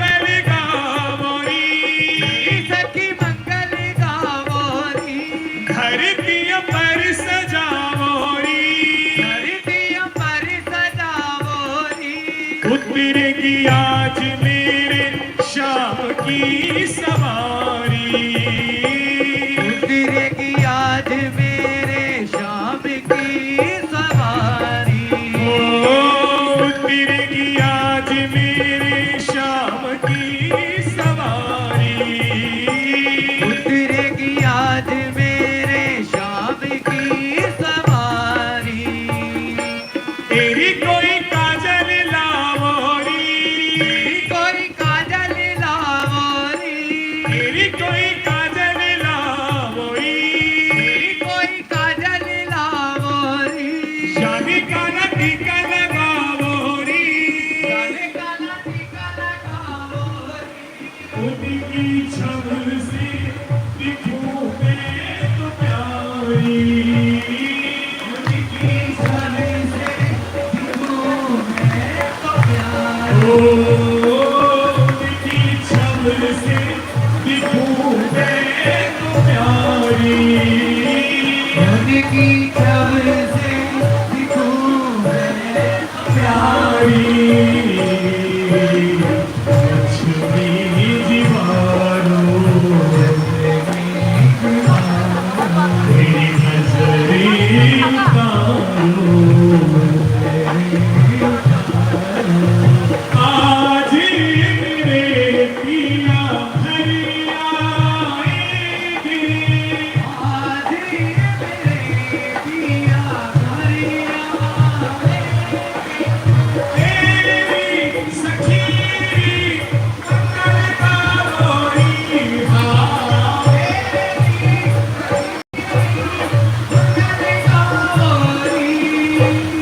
तेरी सखी मंगल गावोरी।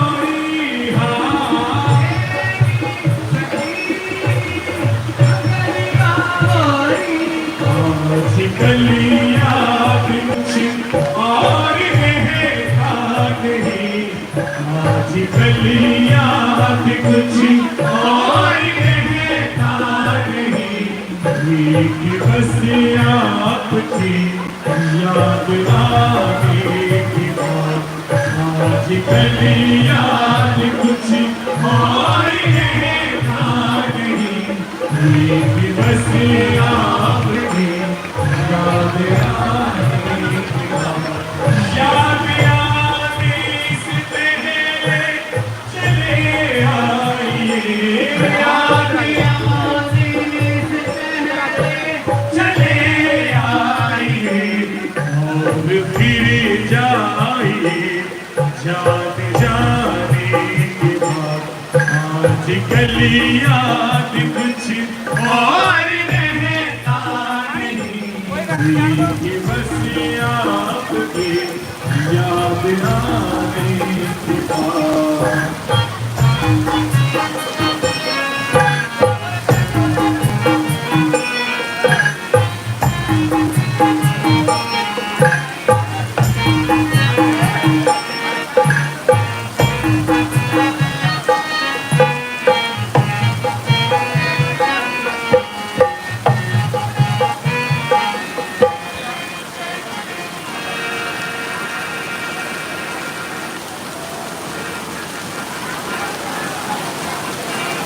राधा राधा राधा राधा राधा राधा राधा राधा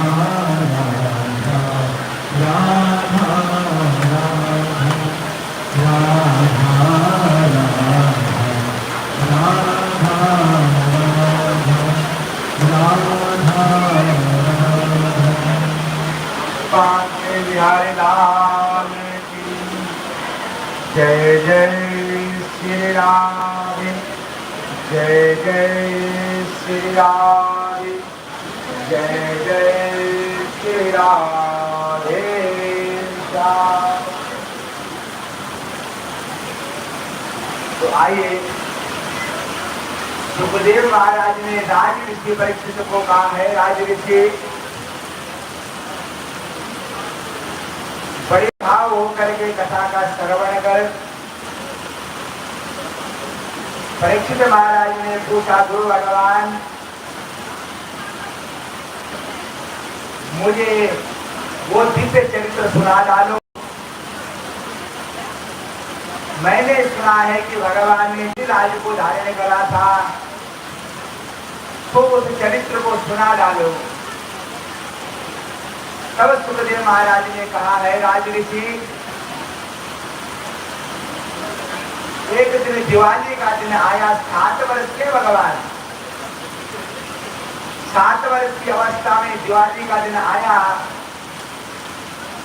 आज नंद बाबा के घर में खूब उत्सव हो रहा था।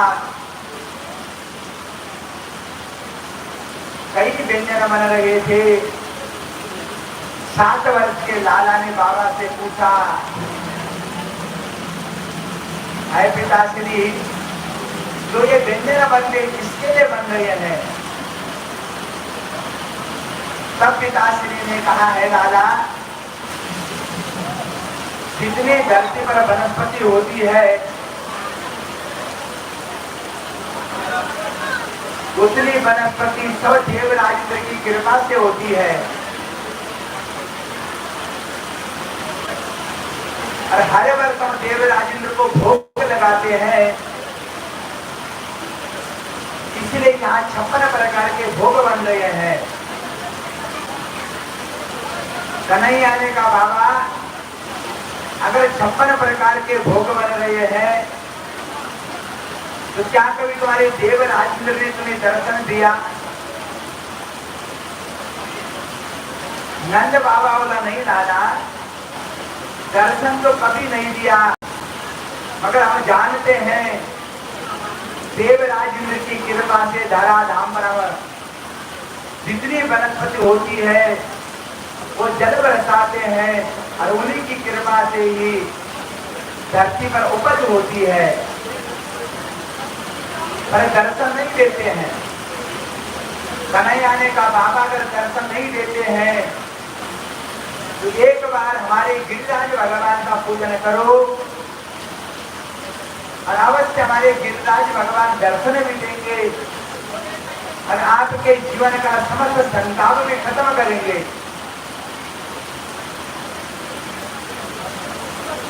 गिरिराज भगवान का पूजन करो। लाला के कहने पर सभी लोग आ गए। लाला के कहने पर समस्त ब्रजवासियों ने आज गिरिराज भगवान का पूजन करने का विचार करा। समस्त ब्रजवासियों के यहाँ खूब भोग बने, खूब व्यंजन बने और कन्हैया के कहने के अनुसार सभी गिरिराज पर पहुंचे, गिरिराज भगवान पर पहुंचे। आज कन्हैया ने ब्रजवासियों को कहा, है भैया, गिरिराज भगवान का पूजा करने से पहले एक बार तुम सभी लोग यमुना जी से जल ला करके गिरिराज का अभिषेक कराओ। गिरिराज भगवान का पूजन फिर करेंगे। सारे ब्रजवासी गंगा में यमुना में जाते, यमुना मैया से जल लाते, गिरिराज भगवान का अभिषेक करते। अगर गिरिराज जी का एक भी भाग महाराज गिरिराज जी का स्नान पूरा नहीं हो पाता, अर्थात गीला नहीं हो पाता। कन्हैया को कहा लाला, भैया हमसे यमुना से जल लाया नहीं जाता, अब तो हमें बड़ी थकान लग गई है। कन्हैया ने कहा, ये बालों, अगर तुम ये नहीं कर सकते हो तो एक बार नेत्रों को बंद करो।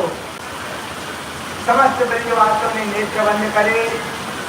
मेरे कन्हैया ने मानसी गंगा का ध्यान करा, अर्थात मन से ध्यान करा। मानसी गंगा को कहा, मैया अपने ब्रजवासी थक गए हैं, एक बार तो प्रकट हो जाना। और मानसी गंगा भगवान के कहने पर प्रकट हो गई। जैसी मानसी गंगा प्रकट हुई, सारे ब्रजवासियों ने उस अभिषेक करा। उस भगवान गोवर्धन जी का खूब दिव्य अभिषेक हुआ। दिवाली का दिन बीता, अगला दिन आया, फिर भाई दूज आया, तृतीया का दिन लगा देवराज इंद्र ने अपने गुप्तचरों को कहा, है गुप्तचरों जाकर के देखो, इन ब्रजवासियों ने तो इस बार हमें भोग नहीं लगाया, जाकर के देखो। ब्रजवासी गए और जाकर के देखा और देवराज इंद्र से कहा, राजन वहां तो उस नंद के बालक की पूजा हो रही है, उस नंद के दादा के कहने पर सभी ब्रजवासी आ गए हैं। है महाराज, हमें लगता है तुम्हारी अब छुट्टी हो चुकी है।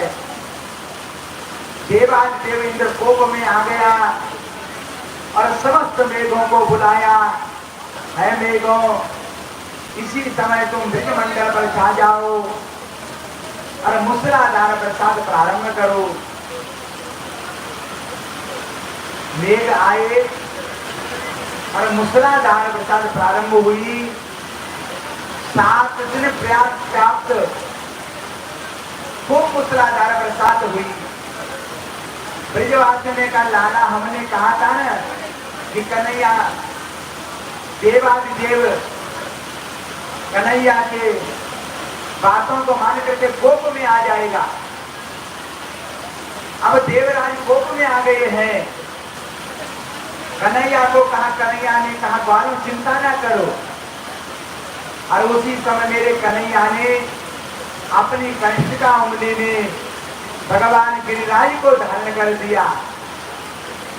7 बरस को श्याम है, 7 दिन गिरिराज धारण करो, ऐसो मेलो श्याम है, गिरधारे नाम पढ़ो। भगवान का गिरधारी नाम पड़ गया। 7 दिन तक जो बड़ी भयंकर बरसात हुई थी, वो बरसात कहाँ गई किसी को पता ना लगा। 7 दिन तक बरसात, 10वीं का दिन आया, देवादिदेव इंद्र आया। देवराज इंद्र भगवान की शरणागति हुआ। भगवान से निवेदन करता है, प्रभु आपने मेरे गर्भ को खंडित करके बड़ा अच्छा कर दिया। भगवान कहते हैं, हे देवराज, जो मेरा प्रिय होता है मैं उसी का गर्भ इसी तरह खंडित करता हूँ, इसी तरह तोड़ता हूँ।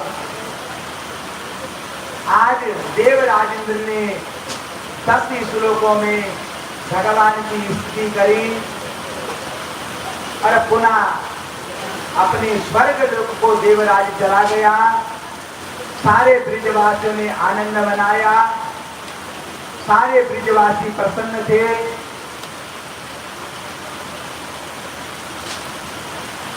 महाराज राजा परीक्षित महाराज ने पूछ दिया गुरु भगवान से, गुरु भगवान इसके बाद क्या हुआ? बोला 10वीं खत्म हुई, एकादशी का दिन आया।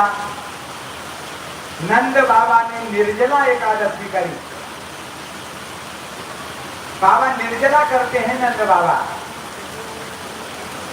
एकादशी करी। रात्रि को बाबा को भ्रम हो गया कि रात खुल गई। इसी भ्रम में बाबा रात्रि को उठ करके यमुना जी पर चला गया स्नान करने के लिए। बाबा ने स्नान करा, मगर उसी जैसी स्नान कर रहे थे रात्रि के समय में भगवान वरुण के सैनिकों ने देखा और नंद बाबा को बांध करके वरुण लोक ले गए। ब्रह्म मुहूर्त हुआ, मेरा कन्हैया रोज की भांति उठा और आज अपने पिता को जब नहीं देखा तो पूछ रहे किसी से, आज हमारे बाबा कहाँ है, हमारे पिताश्री कहाँ है? तो किसी ने कहा रात्रि को यमुना पर गए थे स्नान करने। आज भगवान यमुना किनारे गए, ध्यान लगा के देखा, क्या देखते हैं? रात्रि के समय हमारे पिताश्री को वरुण भगवान के दूत बांध करके पकड़ करके वरुण लोक ले गए। भगवान वरुण लोक गए अपने पिता को लेने के लिए, मगर जैसी वरुण लोक भगवान पहुंचे, भगवान वरुण ने भगवान को देखा, खूब दिव्य सत्कार का आसन पर बिठाया। नंद बाबा देख रहा था। नंद ने जैसी देखा, यहाँ तो मेरे लाला का बड़ा भव्य स्वागत हो रहा है, मेरे कन्हैया का खूब स्वागत हो रहा है। नंद बाबा ने देखा 4-4 हाथ वाले वरुण लोक में कन्हैया को सभी प्रणाम कर रहे थे। आज नंद बाबा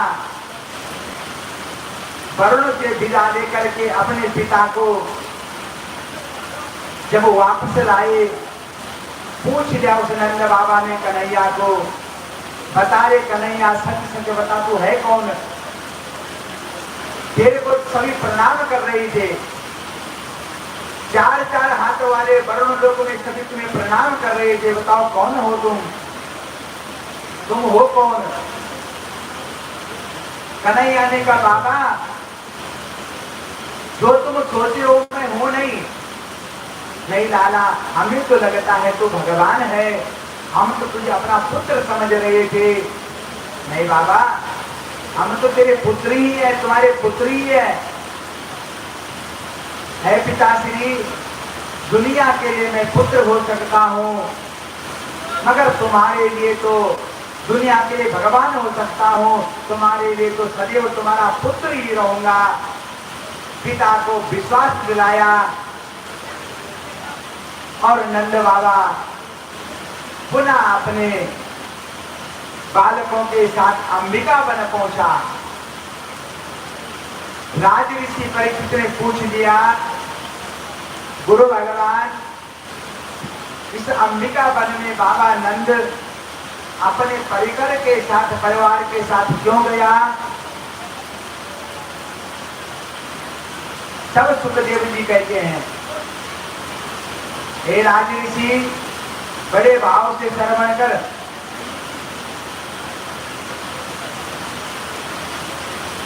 बड़े भाव से श्रवण कर। अच्छा महाराज, जो भी हमारे दिव्य चैनल के माध्यम से सुन रहे हैं ना कथा को, आज बड़ा आनंद बरस रहा है। अब क्या आनंद बताएं महाराज।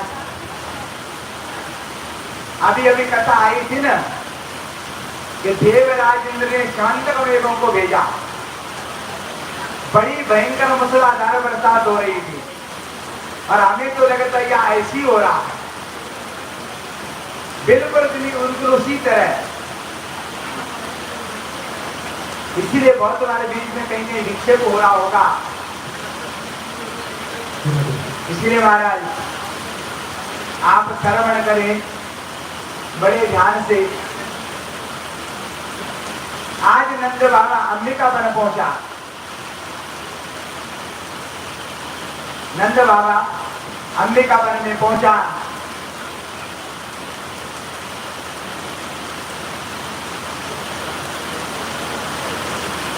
अंबिका वन में पहुंच करके बाबा ने सारे परिकर को बुलाया। अचानक एक अजगर को बाबा ने देखा। अजगर ने बाबा का पैर पकड़ लिया, कन्हैया को पुकारा, लाला एक बार हमारा पैर छुड़ा दे। उसी समय महाराज कन्हैया गया, अजगर को देखा और पाद पहर करा। जैसी उस अजगर पर पाद पहर करा, अजगर उसी समय दिव्य रूप में परिणित हो गया। पूछ लिया नंद बाबा ने,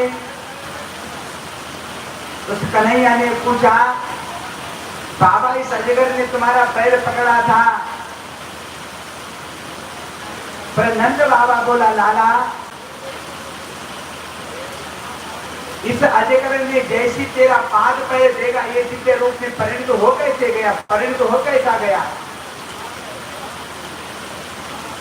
तब महाराज वो दिव्य पुरुष बोला, दिव्य पुरुष बोला, अपने एकाग्र होके सुनो। अच्छा आइए महाराज, तब तक जो है सार सार में एक बार राधे राधे का नाम करें। हाँ, बड़े भाव से दर्शन कराएंगे, तो बड़े भाव से एक बार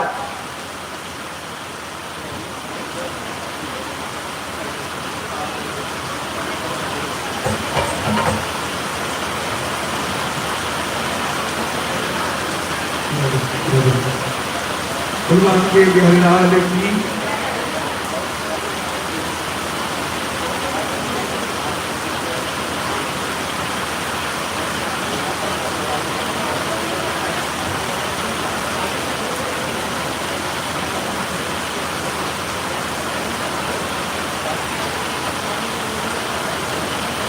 राधा राधा राधा राधा राधा राधा श्री राधा राधा राधा राधा राधा राधा राधा